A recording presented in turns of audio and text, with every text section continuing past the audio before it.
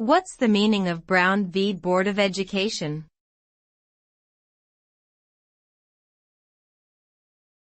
Brown v. Board of Education.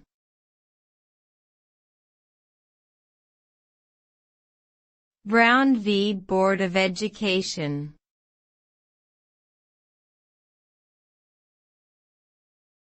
Brown v. Board of Education.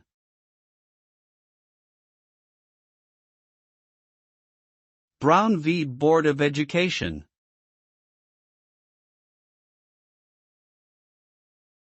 Brown v.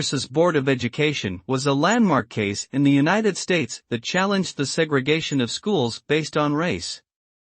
The case made it to the Supreme Court in 1954, where the court ruled that segregation in public schools was unconstitutional, violating the Equal Protection Clause of the 14th Amendment.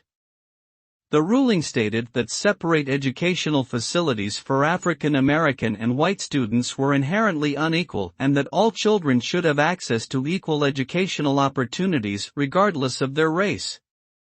This decision paved the way for future civil rights advancements and the desegregation of schools across the country.